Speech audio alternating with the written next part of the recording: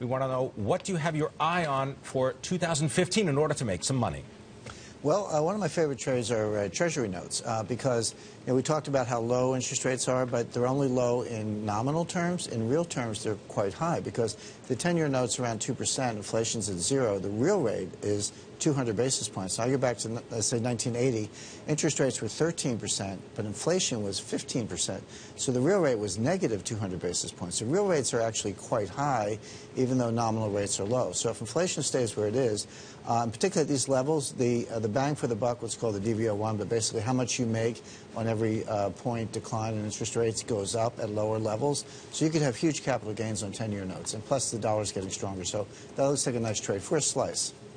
You know, I just want to bring in here right now, as we get ready to close out the last trading day of 2014, we are seeing losses in U.S. stocks. We are still, of course, near record highs for the S&P 500 and the Dow, but the losses have picked up some momentum, at least in the last couple of minutes. Keep in mind, of course, trading is very, very thin, about 42% of the 30-day average. So it's not like there's a lot of activity going on. It doesn't take a whole lot to move prices. Jim, I just want to follow up on something having to do with U.S. Treasuries. Because on the one hand, you make that comparison between nominal and real rates. Right. That's a rate. That's an actual payment that comes out to you on whatever period you're going to buy, right? Correct. Okay. Let's say you buy a 2-year, or maybe you're going to go out and buy a 10-year, you get 2%. Right.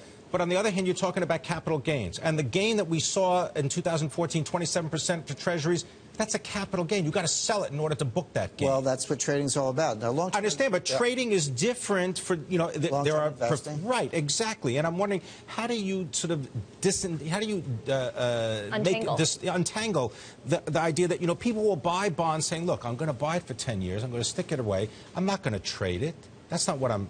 versus the guy that says, all right, I'm going to flip it as soon as I get a pop. Well, that's a good distinction, Pim. And basically, I would say, look, 1 year is not exactly a day trade. That's a pretty long horizon.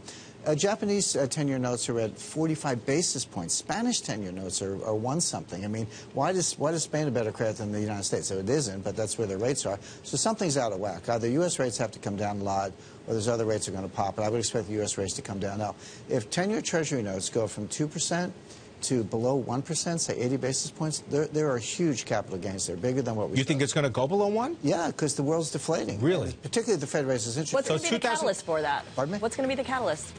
Deflation. Continued low inflation. And then if the Fed raises interest rates, if the Fed raises the short-term rate, that's going to throw the economy into recession. So long-term interest rates will go down even more.